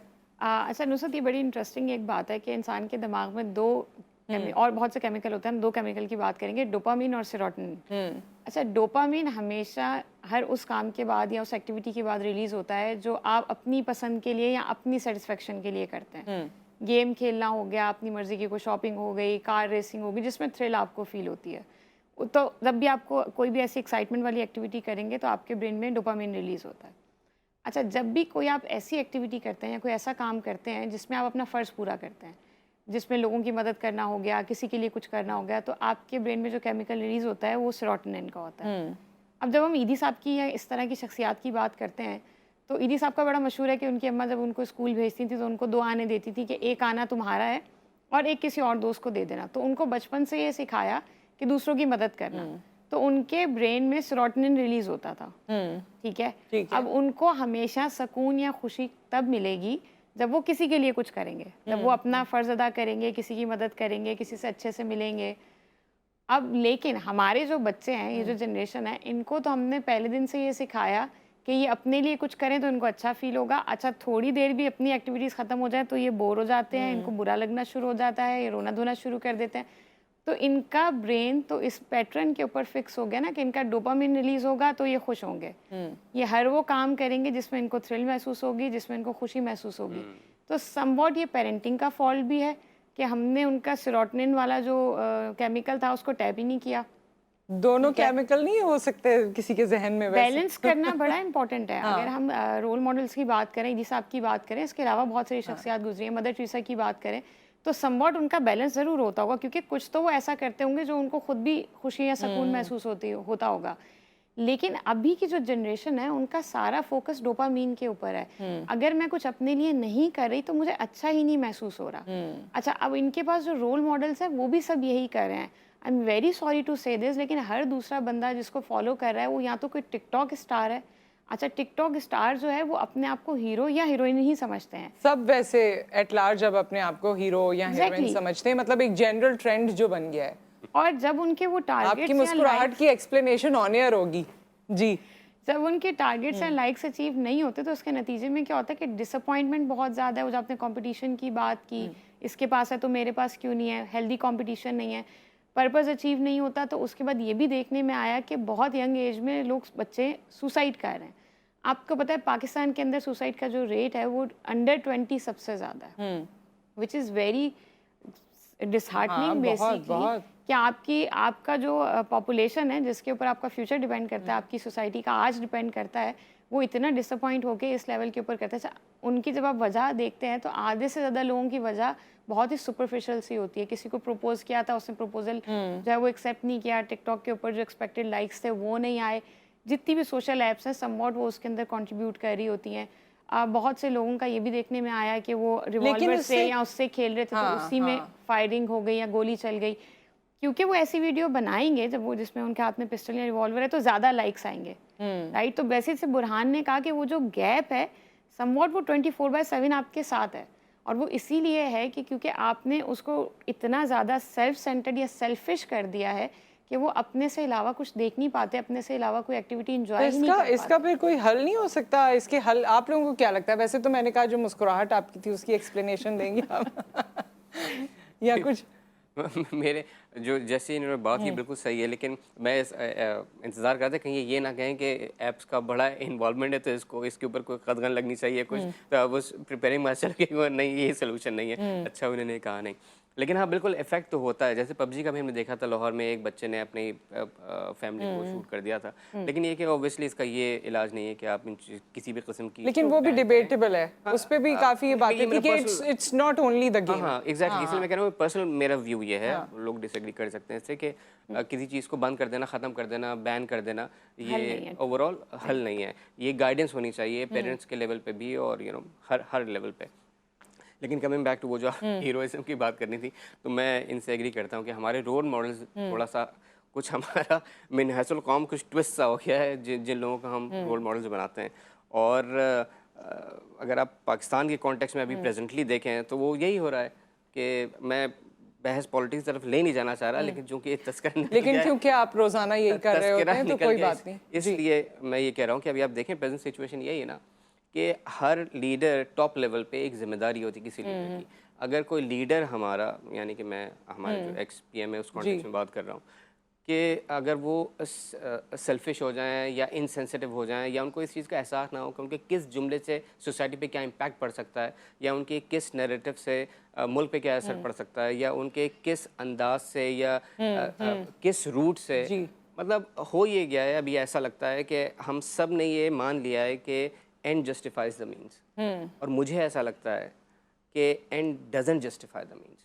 मतलब ये बहुत इंपॉर्टेंट है कि आपने क्या ज़िंदगी में अचीव किया, बहुत अच्छी बात है, आपने स्ट्रगल किया, मेहनत किया, अगेन 22 साल की स्ट्रगल है, बहुत अच्छी बात है, लेकिन जो आप अचीव करने जा रहे हैं वो किस रूट आपने क्या लिया है, उसके लिए रास्ता क्या इख्तियार किया है, तरीक़ाकार क्या है इख्तियार किया, ये matter तो करता बड़ा ही डिबेटेबल है। आपने कभी कोई पोस्ट लगाई नहीं ऐसी सोशल मीडिया पे, आपको पता चल जाता मुझे कि trolling कौन का अपना है कौन पराया मुझे है? trolling का आज कोई इस पे शौक पता नहीं है। चलता है कि कौन अपना कौन पराया है। मुझे ट्रोलिंग का कोई शौक नहीं है और मैं एक बहुत छोटा सा जर्नलिस्ट हूँ, और मुझे कोई ना ही किसी को सोसाइटी बदलने का कोई अब खपत है, बिल्कुल इसका कोई खप नहीं है मेरा।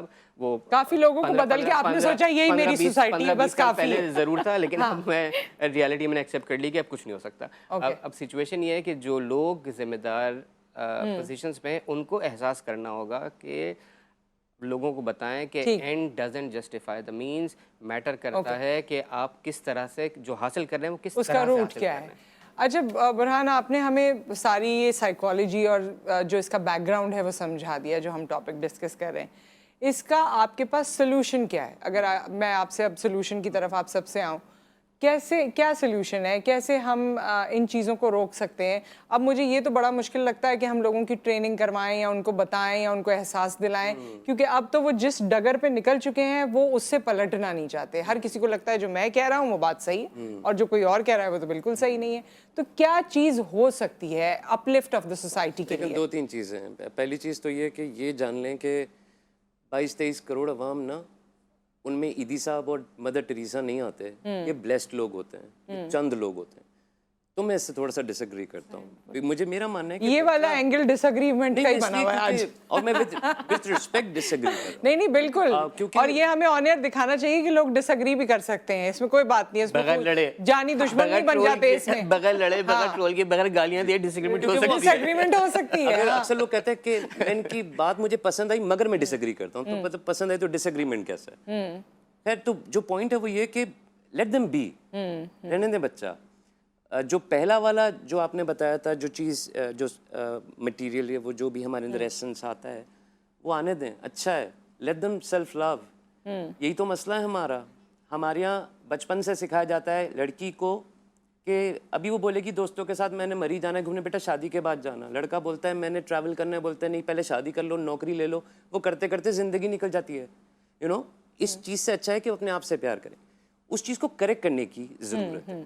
हम और उनमें, ये जिनको हम मिलेनियल्स कहते हैं, कोई फ़र्क नहीं है। हमें भी अपने आप से प्यार करना अच्छा लगता है, बस हम घबराते हैं ये बताते हुए, क्योंकि हमें वही वाली बात है ना कि हमें दिल में ही रखने को कहा गया है। अकेले में छुप के तो हम सेल्फी लेंगे मगर लगाने की हिम्मत नहीं है। मैं इनकरेज करता हूँ ऐसे लोगों को जो सेल्फियाँ लगाते हैं।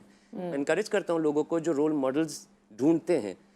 यहाँ पे ना गर्दन का सरिया टूटता है तो रोल मॉडल बनता है नुसरत। आप गुजरेंगे ना मेरे पास से, मैं बोलूँगा मैं कौन नुसरत भाई, मतलब होगी नुसरत यार। यही वजह है कि हमारे यहाँ जो बड़े बड़े रॉक स्टार्स, अली अजमत से बड़ा रॉक स्टार मैंने अपनी पूरी ज़िंदगी में नहीं देखा। वो करीब से गुजर जाता था तो हम तो अजीब हो जाते थे, हम बोलते थे यार अली अजमत गुजर गया। यहाँ पे आप कोई एक्टर गुजर जाए बोलते हैं यार मत देखो मत देखो। तो इस सिचुएशन में आप ह्यूमेन हो जाएंगे अगर आप रोल मॉडल्स ढूंढना शुरू कर देंगे। सोशल मीडिया एक अच्छा मीडियम है, और बच्चों को सिर्फ ट्रेन ना करें, उनको सिर्फ सही गलत रिएटरेट करें। अच्छा, लेकिन ये टॉपिक के बारे में, यानी ये जो तेज रफ्तारी है और इस एज में जो और भी, जब से मैं शो कर रही हूँ अक्सर मेरे पास ख़वातीन की कॉल्स आती थी और वो कहती थी कि टीन एज बड़ी मुश्किल एज है, और ये एज अ पेरेंट मुझे भी लगता है कि टीन एज एक मुश्किल एज है, क्योंकि इसमें बहुत सी चीज़ें ऐसी बच्चों में होती हैं जो वो सुनना नहीं चाह रहे होते हैं। आप उनसे डिस्कस भी करें तो उनको लगता है कि नहीं आप शायद ये बात जो कह रहे हैं ये ऐसे ही कह रहे हैं। इसके बारे में आप लोगों ने हमें बताना है कि इस एज की हैंडलिंग क्या होनी चाहिए, और इसमें ये वाले जो मसाइल क्रिएट हो जाते हैं, कभी कभी तो ये बेरारवी का शिकार हो जाते हैं बच्चे, तो ये इसको कैसे तमाम पेरेंट्स या घर वाले या खुद बच्चे इसके बारे में क्या कर सकते हैं, इस पे हम डिस्कस करेंगे आफ्टर द ब्रेक।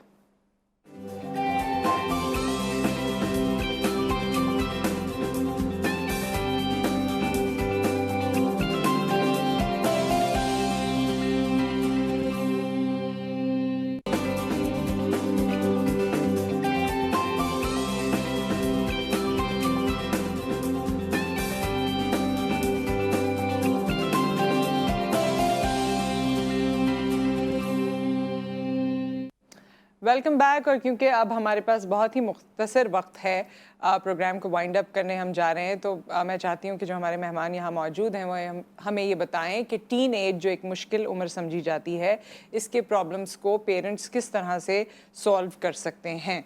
जी, कहाँ से ये शुरू बहुत करेंगे? ही ज़्यादा जी। शुरू करें। ये बहुत ही ज़्यादा वनरेबल स्टेट होती है और ज़्यादातर कॉन्फ्लिक्ट्स जो हैं वो पेरेंट्स के साथ इसी एज में आते हैं। उसके दो मेन रीजंस होते हैं। एक तो ऑब्वियसली इस एज में बच्चों के अंदर हार्मोनल चेंजेस आ रहे होते हैं, जिसको ना तो हम डिस्कस करते हैं, ना बच्चे को एक्सप्लेन वक्त करते हमारे पास हैं, कम ना है तो हमें हाईलाइट जल्दी करते करना है। हैं। जी। और उसके अलावा जो सेकंड होते हैं, ये एज ऐसी होती है जिसमें अंडरस्टैंडिंग दुनिया की बहुत कम होती है। सो साइकोलॉजिकल और हार्मोनल चेंजेस होते हैं। आप इसको कैसे सॉर्ट आउट कर सकते हैं? देखिए, एक तो ना आपने गिव इन करना है सिर्फ इसलिए कि आपका बच्चा उस स्टेट में है, वो जो भी कह रहा है आप मान लें, और ना ही आपने बच्चे को बड़ा ही डिस्ग्रेसफुली जो है वो उसको शटअप कॉल देनी है। इसमें आप बच्चे के साथ कंट्रोल शेयर करते हैं। 50% आपका कंट्रोल होता है, 50% बच्चे का होता है, ताकि उसकी सेल्फ इस्टीम भी बिल्ड हो, उसको ये भी रियलाइज़ हो कि आप वहाँ पे उसके लिए मौजूद हैं, उसकी सपोर्ट के लिए, और उसके पास कंट्रोल भी है।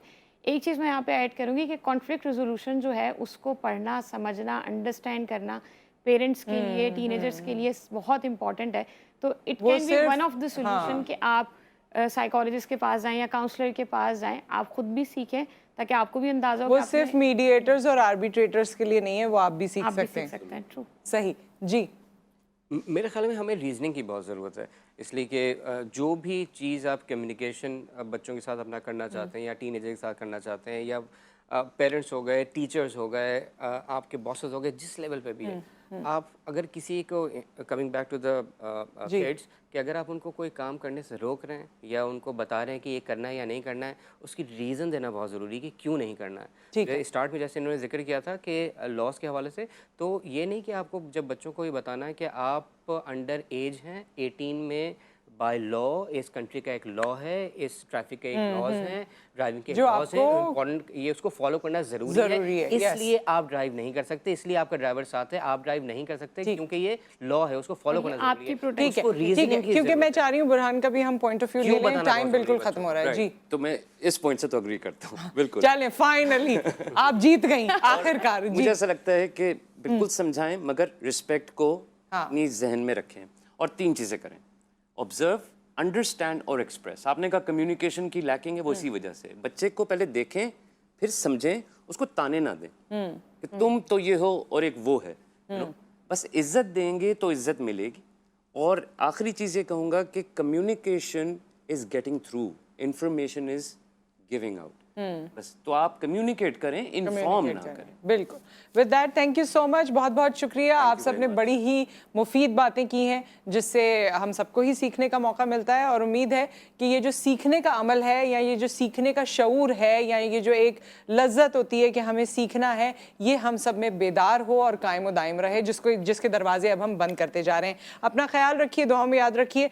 ये सेशंस यूट्यूब पर भी अवेलेबल हैं हमारे। अगर कोई चीज़ आप दोबारा देखना चाहते हैं तो आप यूट्यूब के लिंक को क्लिक कर सकते हैं, GTV पर जा सकते हैं, सर्च कर सकते हैं। अपना ख्याल रखिए, दुआ में याद रखिए। फिर मुलाकात करते हैं। अल्लाह हाफ़िज़।